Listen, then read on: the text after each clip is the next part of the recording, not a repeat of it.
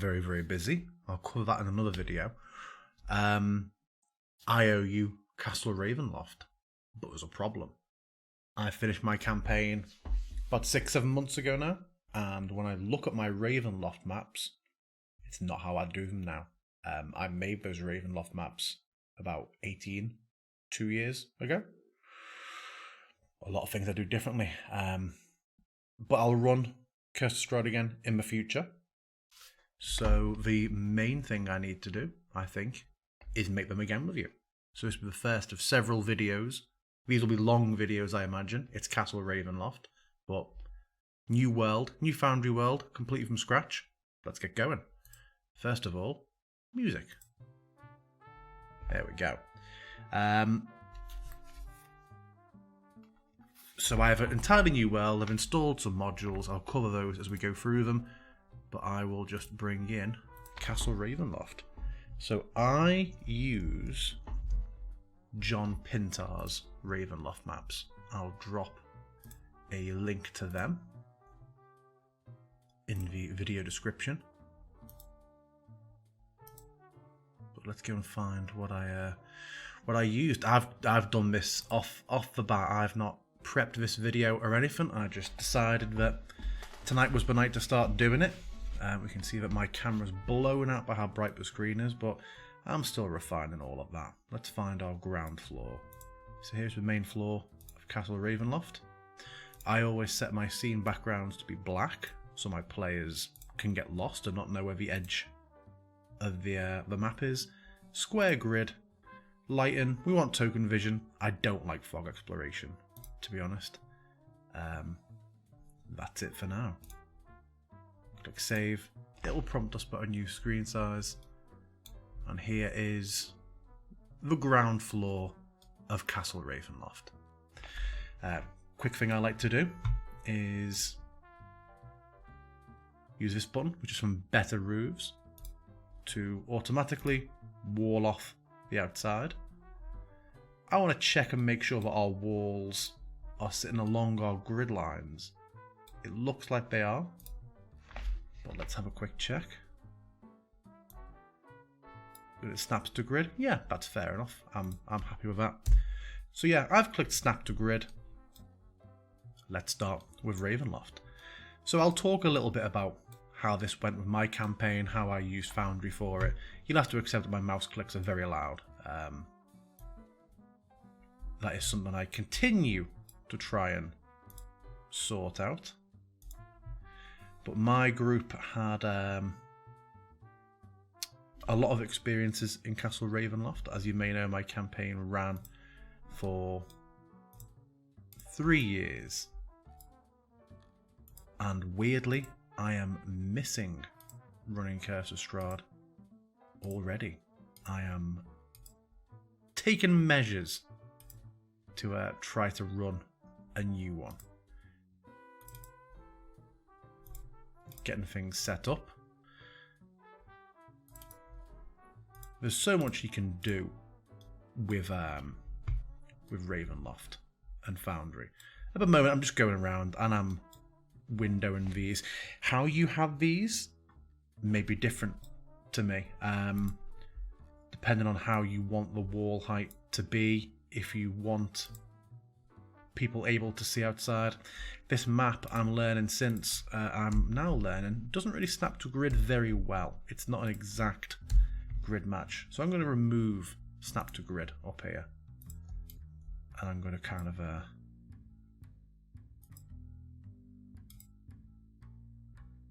do it my way. Which isn't always as neat. But sometimes that's fine. I work, as you may know now, full-time as product manager for the Mad Cartographer.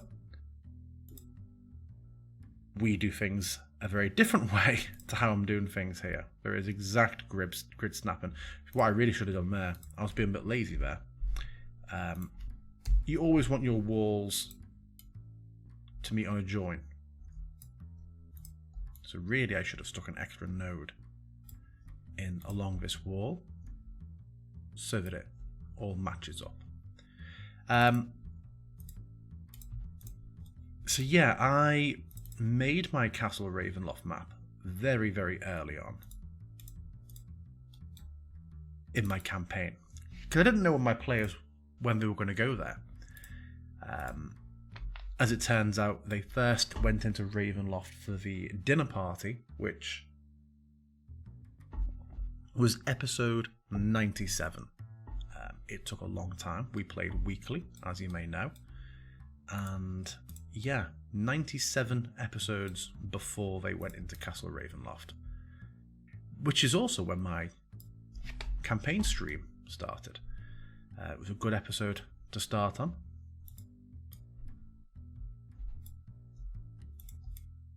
So I had this made very, very early. Somewhat needlessly. And the problem is, of course, I was learning Foundry, as you're possibly learning Foundry if you're here today watching. And it's like coding. I look at things as I did them back then, even months later, and I think, oh my god, what was I thinking? And new modules come out, and obviously I've really fallen off the radar the last year. I just didn't have time really to make any or many of these videos. I grabbed the occasional couple of hours to play a bit of a game, which is why you may have seen a bit of sort of let's play content from me. But a lot of the stuff I did Foundry videos for, I will be looking to redo or update, but they may actually end up on the Mad Cartographer channel as opposed to here, which is exciting because it means getting paid for doing them. But yeah, the result is, but you look at things that you made and you think that's awful. And as I said, other users like Cuffer, Stunty DM, and my boy Pyram King have continued to be absolute forces with these videos, whilst I have absolutely languished. I do apologise for these mouse clicks as well. I got a lovely mouse, but it is the loudest mouse that ever existed, and it's behind it. You know, I've got all sound suppression set up now, and this mouse is like behind them all. It's not even like, it's not an omnidirectional microphone. In fact, I'm not gonna wall this way. I'm gonna show you a cool thing here. I'm gonna go to in walling. Did I forget to install it? There is a chance that I did.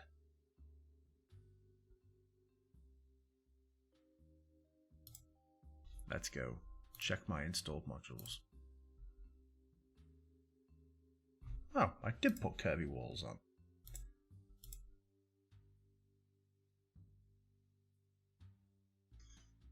Then why can't I see it?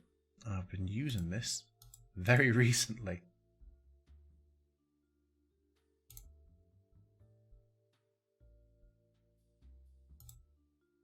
There may be a conflict there, I guess. I'll come back to that in a minute. I've been using that in a... Let's make sure there's no dependencies. Here's a chance. So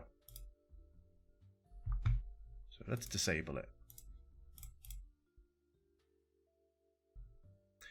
Let's re-enable it then. Goddamn. Where is it? LibWrapper not enabled. You should always be...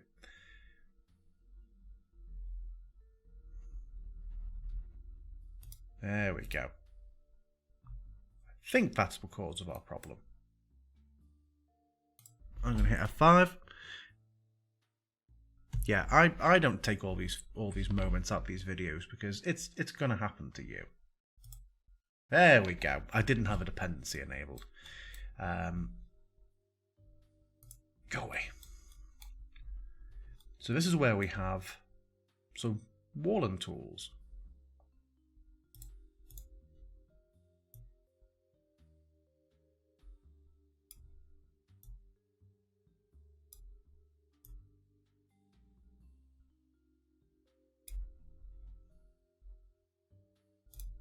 So quickly.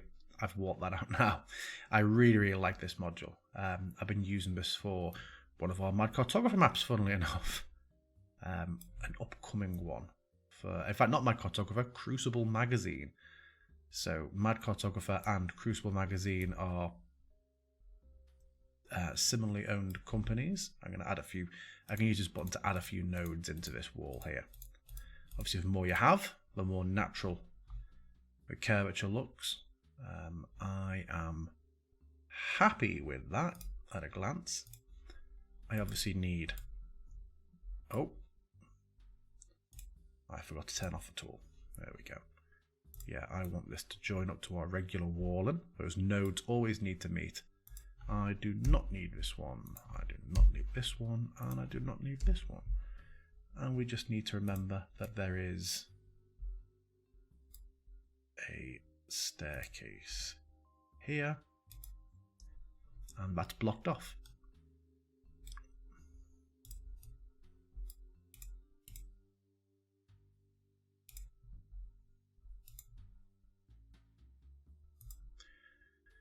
So a lot of the things that I'll do when I rerun Curse of Strahd, because I will run Curse of Strahd again. I'm actually in talks with a couple of potential players. I'm thinking of running it weekly again.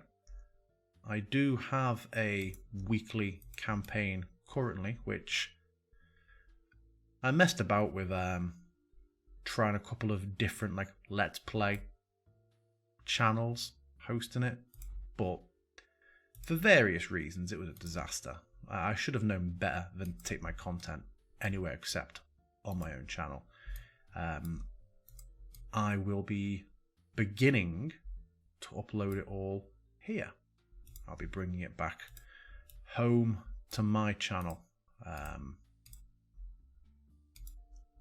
which I think is for the best. So that will be uploading soon. That's called Fragments, which is a Demi-Planes of Dread campaign. It's another weekly game. I like my weekly games. I don't like having to wait for my D&D. And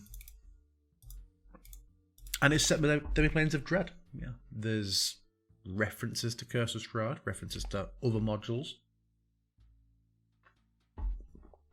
Strahd himself may or may not be in the campaign. Spoiler, he is. My players are actively trying to track him down at the moment. Not fully knowing who, obviously the characters don't know who he is. They just keep hearing references to him.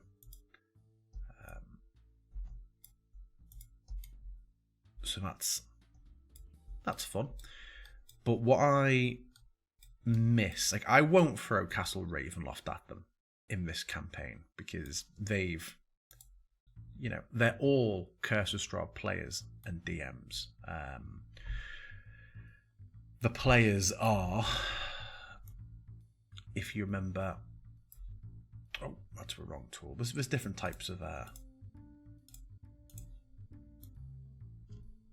In fact, I think this might be an awkward enough angle that neither of them really suit. This might have to be a circle tool that I then go and delete half of. Yeah, my players are the Mad Cartographer. So if you watched my campaign, Bartandalis or Eckhart Poe, depending at which stage you watched it, Lucalock, and Jack, who you may know as Metreon if you watched the Twice Bitten Curse of Strahd subreddit game. So I have some interesting and skilled players, and the Mad Cartographer. Hey, we like the bands. So that is something that you could check out. I am going to get more into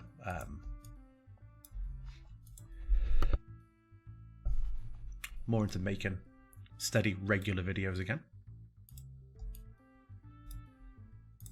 I'm just going through the initial walling out here. Some people hate walling, some people quite enjoy it. I probably fall into the category now. I find it quite enjoyable. This map is not as easy to map neatly as I remember.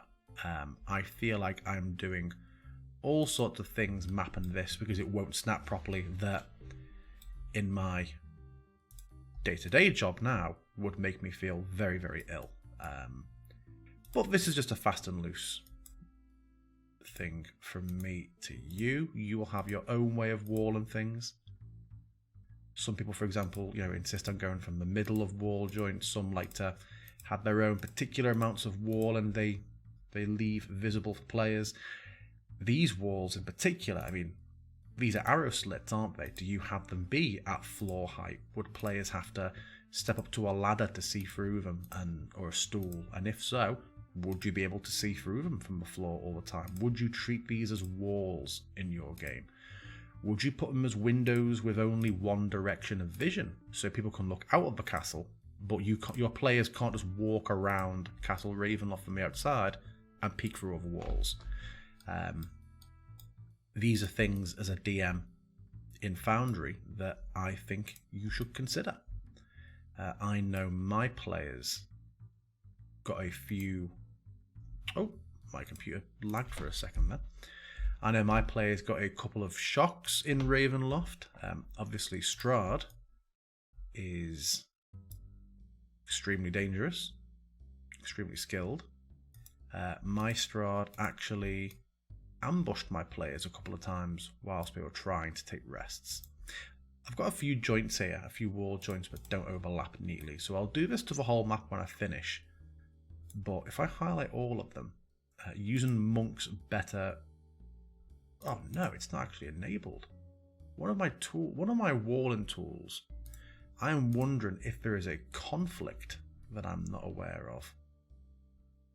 Oh, Monk's Wall Enhancement isn't enabled. That's why it wasn't working. So, we go back to show you where I was. Where were we? We were around here. So if I select this area, in Monk's Enhanced Wall Tools, one of them is Join Wall Points. It will look for nodes that are slightly overlapping but not perfect. And when I click it, you might have seen a couple of little nodes shifted slightly. That's now been tidied up, and that'll prevent vision problems.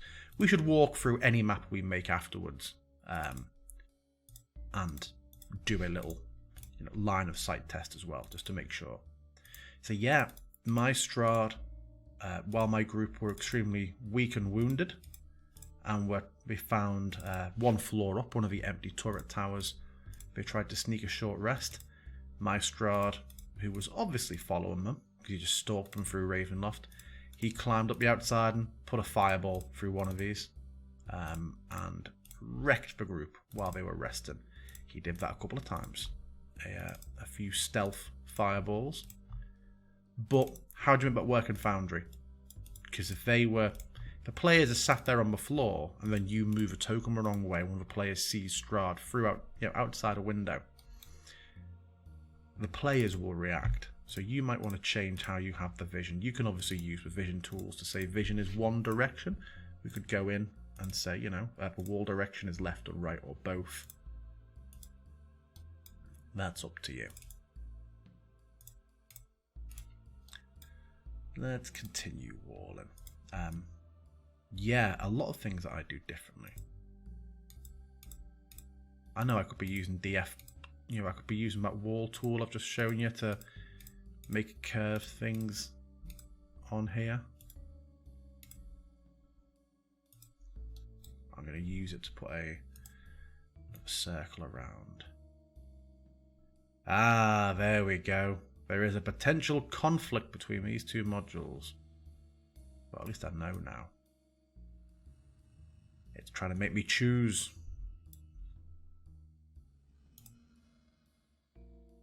Oh, in fact, there we go. I clicked OK. And because we have that pillar in the middle, you might want to do that. You might decide that's a bit unnecessary.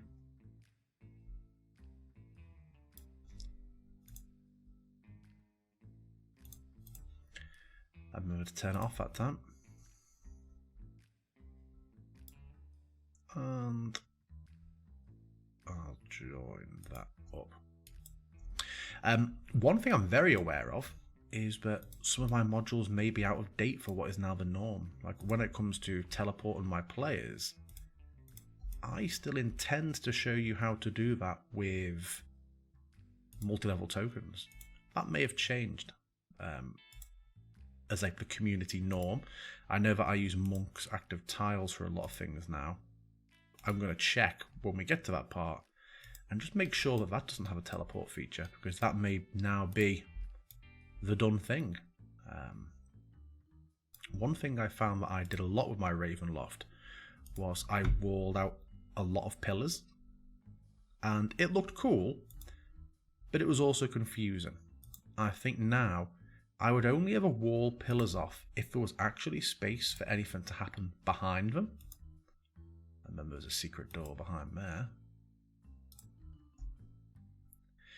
Yeah, it can look cool and atmospheric to have pillars, but if no one can actually get behind them, if you can't get a token behind it, kind of what's the point? It just throws a lot of odd shadowing.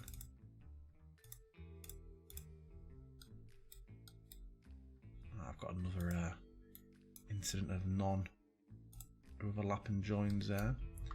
It still doesn't like that, even when I run the tool, so I'm going to go in and take a closer look here. Just bend them out, see what's going on.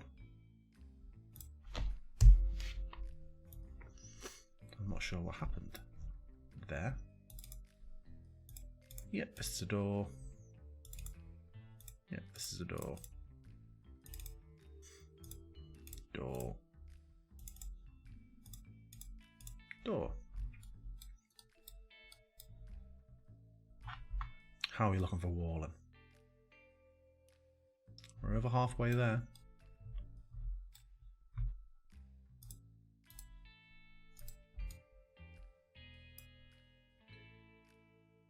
I forget how many double doorways there are in Ravenloft. Yeah, I really enjoyed this map maker. I don't know any other maps by John Pintar. I've seen a lot of people doing using DM Andy's maps.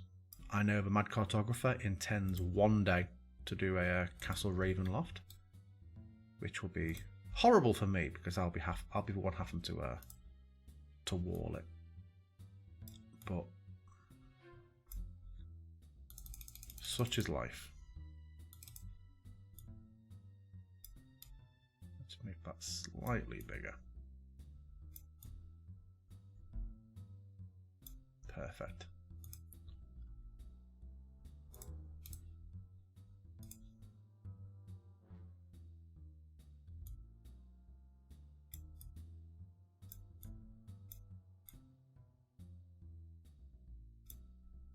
Bit bigger. That looks good to me. Obviously the segments we're about to delete.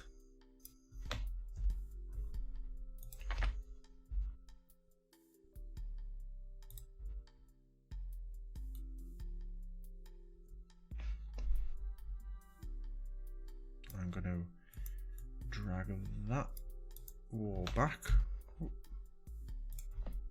I'm going to do is I'm going to move that up to there, and then back on my compatible wall node. I forgot to turn that tool off again. That's a recurring problem for me.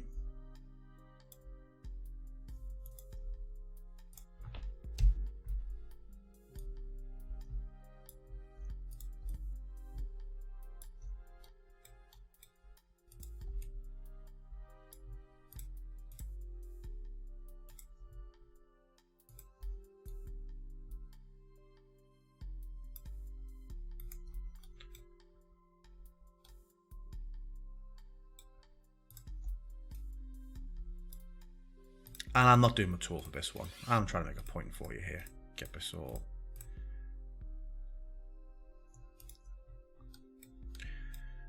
round there.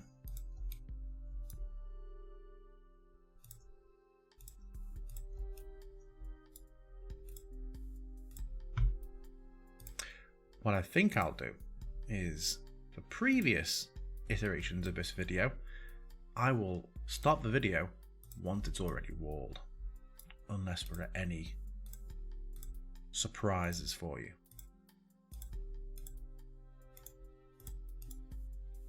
I know my friend Pyram King, he does videos of him walling and making places from scratch on these Foundry Zen video series, which are always very cool. There is a little zen in watching me butcher this.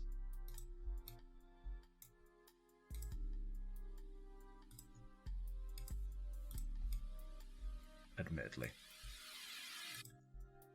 I know I haven't put windows in those ones. I can't be bothered.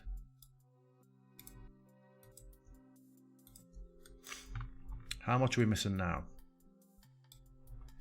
This outside. Curve.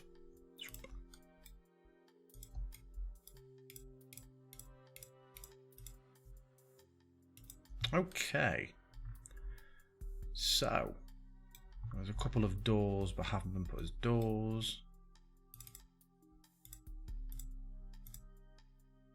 One door.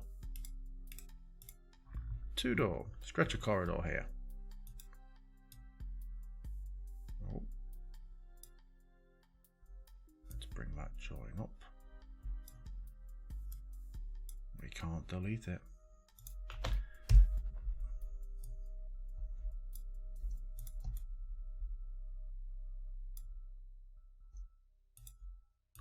Okay, let's get that one marked at the door.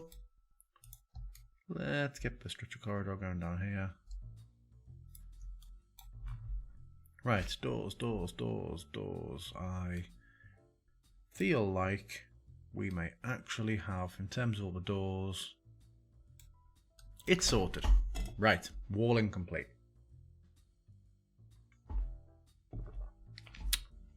Next. Now, the one thing I don't like too much about this battle map is there's very little on the map in way of clear lighting. There's very few torch sconces. We have light areas on the floor, but no sconces to indicate them. So if you have your own assets, you might want to drag those on. I am now going to drop our lighting to absolute 0. Even though every D&D character has dark vision these days, we want to see it at its darkest so that we're able to populate it with our own light and also make sure that our lighting is consistent. So I sort of was torch lighting here. I like to find a light effect and stick, and copy and paste it throughout. So torchlight is meant to be 40 foot dim, 20 foot bright. But when you look at what that actually looks like, if I pick an orange sort of torch sconce colour and I give it a torch animation, that's actually pretty strong. So I will sometimes reduce torchlight in my dungeons if it's more for practical effect. And then if a player has a torch that they like to use, or in the case of if they're walking around Castle Ravenloft, someone probably has the Sun Sword. I will tend to let it makes that seem better. I will quite often sometimes just drop things by, make it the torch sconces 30 and 15. Especially because when you have a few of them together and they start to overlap, it can be quite obnoxious. For example, if I were just to copy that, and I'm going to just put a few more in here, that can be quite unpleasant. So I like to go in and reduce colour and animation intensity a little. Just with the torchlight more subtle.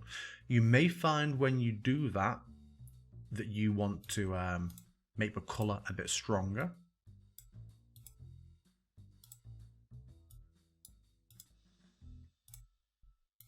See, that looks a bit too cold for me now, that. Let's go with a more orange. That seems more like torchlight. And then I'll very often make the speed higher, but the intensity lower. That seems actually quite a bit more intense to me.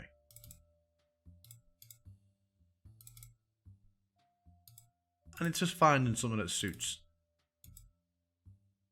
Something that suits you. I think that's pretty good. So if I were to put that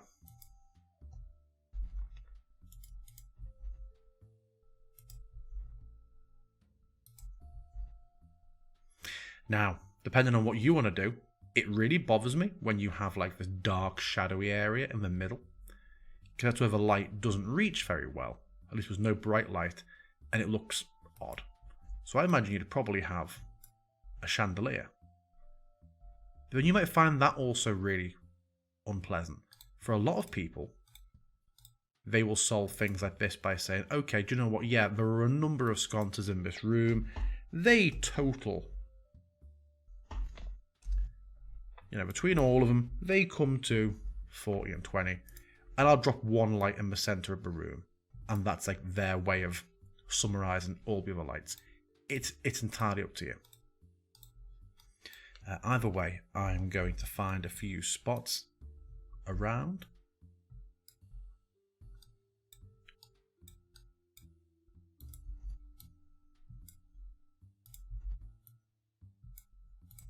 Where it makes sense to have torch sconces. Also depends how brightly lit you want to have your Castle Ravenloft. You might want Ravenloft to seem empty and abandoned on arrival. You might want your players sneaking around, especially if you're lucky enough to have a group where not everybody, if nobody had dark vision, you could have so much fun in Ravenloft. Really making them rely on light spells and torches. That is the dream for me. I can't remember the last time I played in a group where most, if not everyone, had dark vision. And now quite often you have people who have superior dark vision or advanced dark vision, whichever it's called. I've got some torches in the dining room.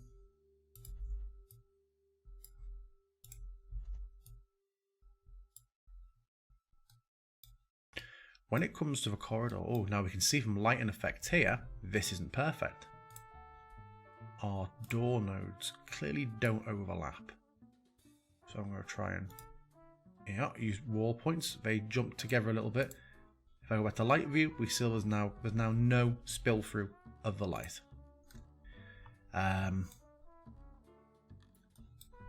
So if you use James RPG art, you will know there's animated splash screens. I'm not going to go through them all in this video, but what I do like to do is, because a lot can happen when you're DMing, obviously, you're playing and a lot's going on, players are asking questions, you've got Castle Ravenloft to remember what to drop on them.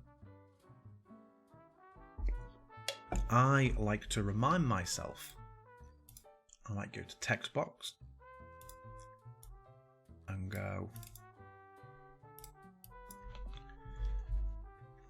scene transition dining room. I'm going to put that as a strong yellow opacity box.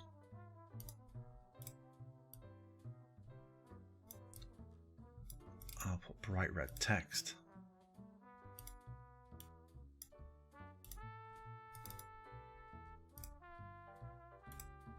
And I'll have that there locked inside the wall so players can't see it. But now for me, when they enter that room, I've got an on-screen reminder of saying, hey, show them the transition art for the James RPG art splash. I believe if I were to just check this out, you could also put a blank tile over it, which I should have reminded myself where to get a blank tile before. Oh, blank square. Happy days. Where have I put it? There it is. I could put a blank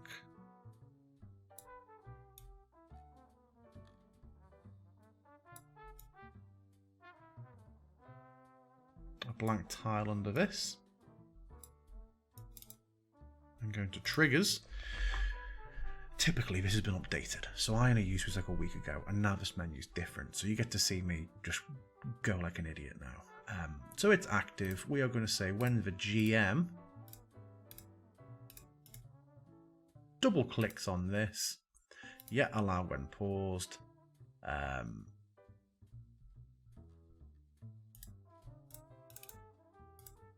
We've changed it into a step-by-step thing now. Now, images was a whole new thing. This wasn't here before. Actions, I was going to say, go to scene, change scene. Okay. Now, I don't think it will have scene transitions set on. Let's have a look. No, we do have tie-ins to different modules, but we could go change scene,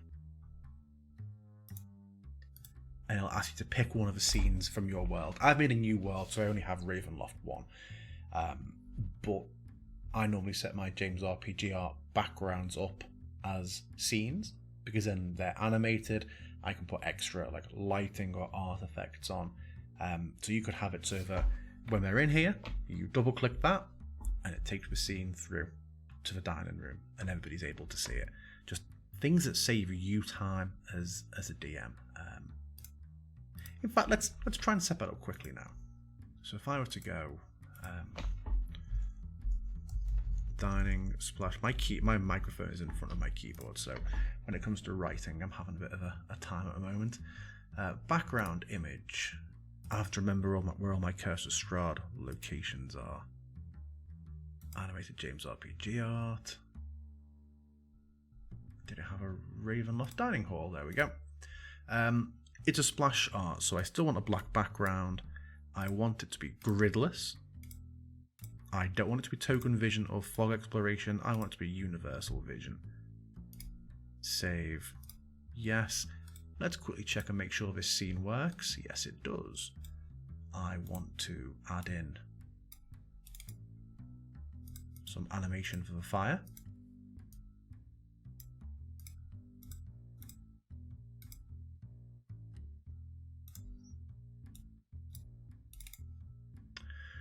And what I would normally do, I won't get into it in this video, but I'll normally set like, in fact, do you know what? I am going to try and do it on this video. We might find that I can't. Let me just make another torchlight. Not quite as intense. Cool.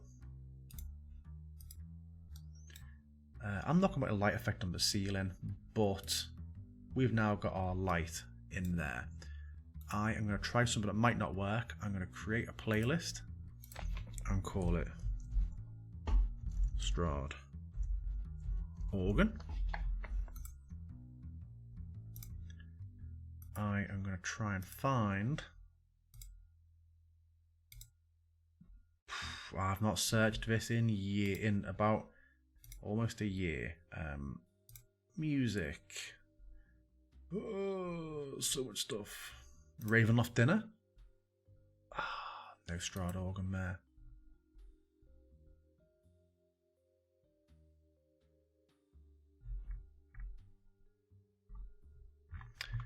I might have to find a different piece. Oh, Castle Ravenloft.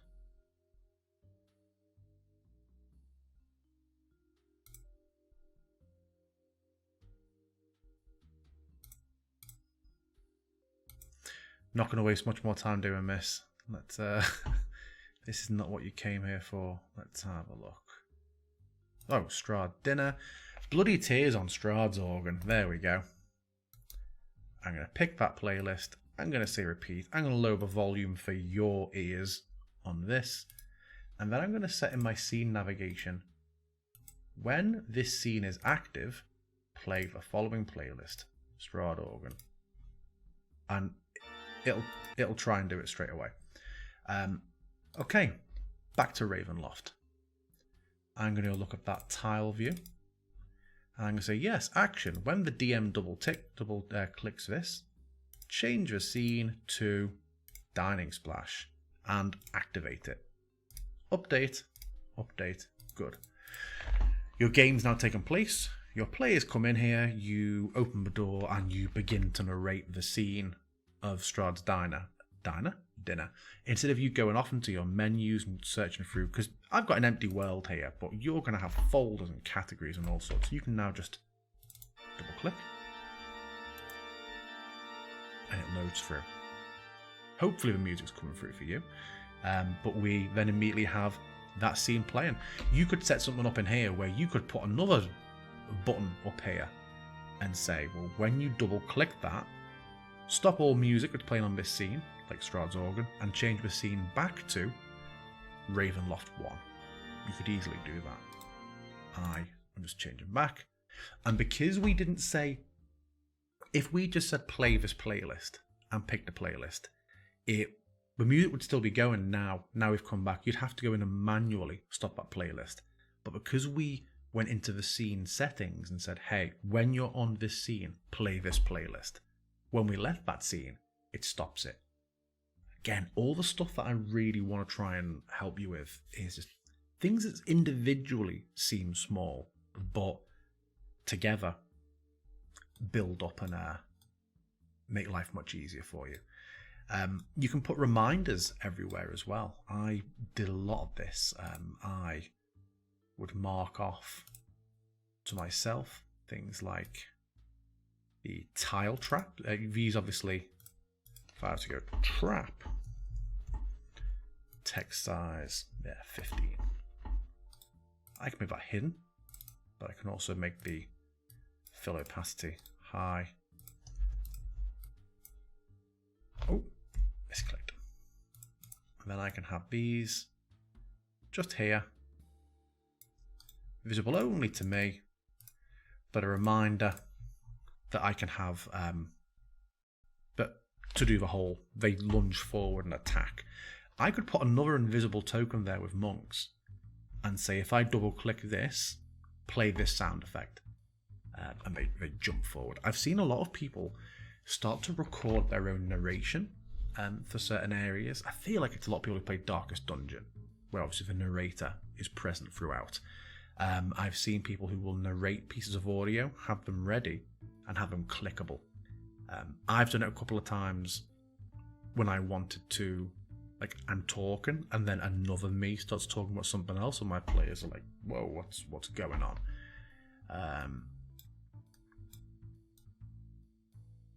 I would have ambient thunder effect in here. I very deliberately, I like not having torchlight in the crypt. Oh, we should have a little bit of candlelight in the back room office, so there's a candle on that table. Something else I also like to do, and you'll see throughout these videos as we go through more and more of Castle Ravenloft. Oh look, you can see a few things here where wall joints haven't worked with that lighting. Let's just go back there, snap those walls, and see, and now the lighting's tidy. What I could really do with doing, and I do this with most scenes now when I finish, is I zoom all the way out, I highlight everything, which can take a second, and then I click that wall joint. You're too zoomed out to see any benefit from it, but you might, you'll have small shifts in the lighting. The Heart of Sorrow obviously beats high up the tower. I like to have, even from the, because they get to the bottom floor and they look up, they're going to see it. So it would be weird to not have the light down here. I like to have the heartbeat light down here and the sound of a beating heart. Not quiet, but when you're up next to the Heart of Sorrow, I feel like it should be almost deafening at that point. But it should be a slow. How intense you have the animation is effectively going to be how it goes like a heart. So it kind of depends on the heart sound effect that you use, exactly how you want this to be. I'll probably have it be a little bit quicker, but less intense. Yeah. How red do you want this room to be? I think by the time you're up next to the heart, it should be like being in a dark room for a photo, in terms of that's the only light there, and the beating of the heart should be horrendous. It should be deafening. So I think this is a good place to start for how you have your Heart of Sorrow. And as we go through this and work our way up, you'll see that I'll make that more red and more intense and louder each time. I don't know where the sound heart effect is in my sound directory, but we will just go and put it in as we do any other sound effect in here. For the chapel, I always like to put like a storm sound effect. It's got to be raining when you go to Ravenloft, right? I mean, that's the animated splash art we're going to be using. So it's got to be a storm. So I believe I'll have to look into, and I'll revisit it on a future Ravenloft video if I find an answer, but I used to use Blitz Community Soundboard. You could tie in lighting effects to that on a particular channel. So I would have very bright white light effects with outside windows, and we're sort of constrained to it with invisible walling.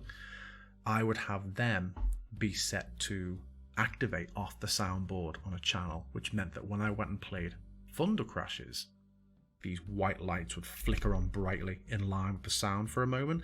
And I know thunder and lightning's not meant to happen at exactly the same time, but it will just throw these bright white streaks of light into the windows. It looked really cool, particularly in places where there were tall windows, like the library in Death House. One of my lighting videos early on in my video making career showed you that, where you could hit the lighting button and the whole study was illuminated by these blasts of light. For now, I'd look at doing things a little bit differently in here. There's slight broken stained glass, so you may want to put some very faint multicolored effects in here. I always liked having the idea of having like a single moonbeam go onto the icon of Ravenloft. So for that, I might want to make some light that is almost like very pale pearlescent blue. I might want it to be, I'm guessing, ghostly light, but very, very slow and not very intense. But also, I might want to go and change the angle of it.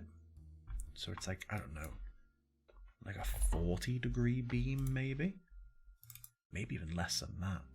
If we're talking a single beam of light. Have it be coming from one of the windows. And just change the rotation angle. Something like that. Depends on how you're wanting to set it up. So your players come in the dark, and you might have a few different beams of light coming into this room, but just one of them is like as the clouds pass over above Ravenloft, just this single beam of moonlight that falls onto the idol, and then you might, after a few moments, say, and then the moon moves behind a cloud, and that beam of light just falls away. But they've seen the idol of Ravenloft highlighted now; they're curious about it. I will revisit this room in the next video, because if you remember, there's a balcony above here, and multi-level tokens comes into play very well there. But it doesn't make sense to set up now. We'll do it in the next video, where we'll have both elements of it available. We'll also get to multi-level tokens and the teleportation between rooms in the next video, because there's no point of setting the teleports up now when there's nowhere to teleport to. And it gives me a chance to actually check and make sure if that is still the standard. So it might be a different module we end up using next time. We will see. So, a quick look across Ravenloft. I'm not doing things like dropping all the tokens on. One thing I do like to do, which if you have preparation time you should do, get different door sounds for different types of doors. I think I've enabled ambient doors in this world. Yes.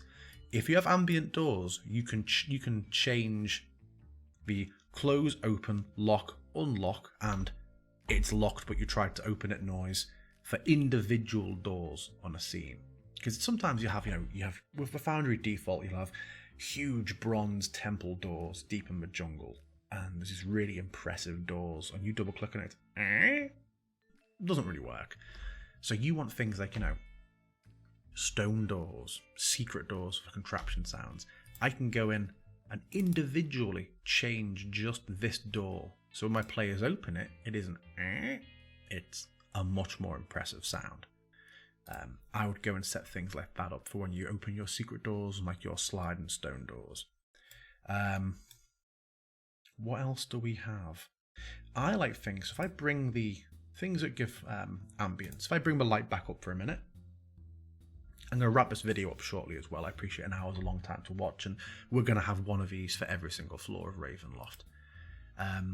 You have things like this stretch of corridor. I subscribe to JB2A Patreon for like animated spell effects for my players in my campaign, but some of them, some of the things they offer aren't just spells. So if I jump to modules and I go down to JB2A, library, generic, I feel like there's web. I've seen spider webs somewhere in here. It might be in spells, from the spell web, funnily enough, which I always forget. Second level spell. So we have animated spells in here.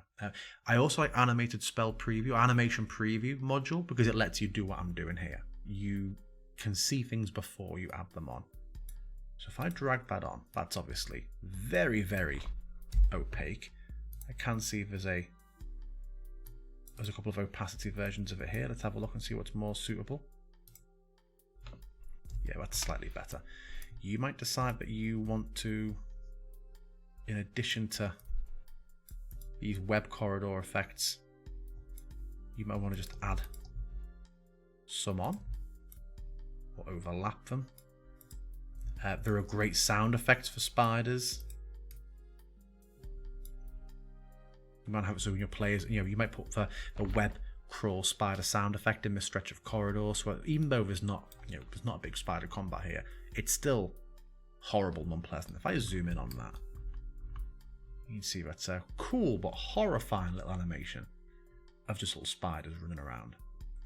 You can also, of course, use FX Master, that's what it was called then, to add spiders to here. The problem is, again, unless this has changed and I'm up the loop, you can only define, you can't say in this area just be spiders. So if it's raining everywhere else and you've used weather blocks to like restrict the rain to be outside of the castle so it isn't raining in all the rooms, I don't believe you can then have spiders restricted to a particular area somewhere else. I may be wrong. Let me just try and draw a quick box here. I know there was so mask. So yeah, that's the same hide for weather effect in here. I don't think it would work, but I can obviously, if your players were all together and you're remembering you can turn things off and on, you could have an invisible token here. We saw FX Master was a category in there. You could have a token that says, okay, when I double click this, start spiders. Now, the fact it happens everywhere else, hopefully your players won't notice. If your players are all in a group, no one is around to notice, but it's happening in the church as well. And then when we get past that corridor, you could have another button that disables the same effect. Strangely, I was looking at these spiders crawling around, and then a spider just went onto my other monitor, and it really confused me for a second. I'm tiny little, I've got to piss off. There we go. So I'll disable that. It takes a few seconds to go away, which always freaks people out. And we didn't put our torch sconces outside. So I'll put that there. We also should consider the polygon for having rain effects. We don't want rain or weather to be inside Castle Ravenloft. So I'm just going to draw a quick polygon. And this is going to be very, very rough. Very, very rough, apparently. If I just do this.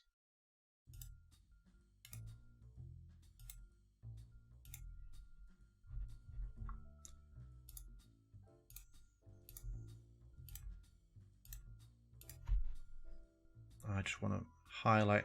I'm not going to do everywhere. I'm just going to do it down to here to show you, and it wasn't perfect actually. There we go. I want to go and say that this is where, if I put block weather, I don't know why I keep shifting when I do that. It will not stay where I tell it to go. I am unsure why.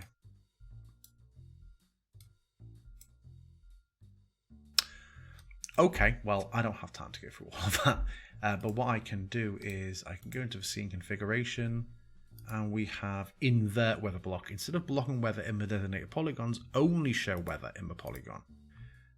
And then I could go in and add rain. We'll put some heavy rain. Okay, maybe not that heavy.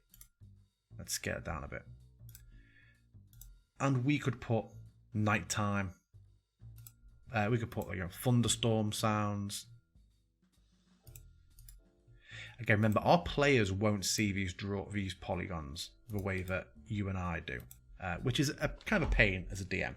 If you are streaming your campaign, there's a module called Stream View, which I swear by now. I can cover that in another video. What it effectively lets you do is, if you run Foundry in another window as like a dud player, you can capture it through that, and the camera will follow your DM view around, but it doesn't have things like hidden door icons, lights, sound effects, polygons and tiles like this. So you get like the real player view. But we can see the rain is restricted. The players won't see all that coloration. They will just see rain only happening outside with all those sounds. So yeah, a really basic look at the first floor of Ravenloft. This is kind of like the first step in a short series of videos I'll do. I'll try and keep them all to less than an hour, but Ravenloft is very, very complex. Yeah, good to be back with a video. Let me know how you found that. Again, if there's anything you didn't like, anything you did like, anything that you want to see, and we'll come back to this map as we work up and down Ravenloft and start to tie it all together. But yeah, other than that, thank you very much for sticking around, and I'll see you again soon.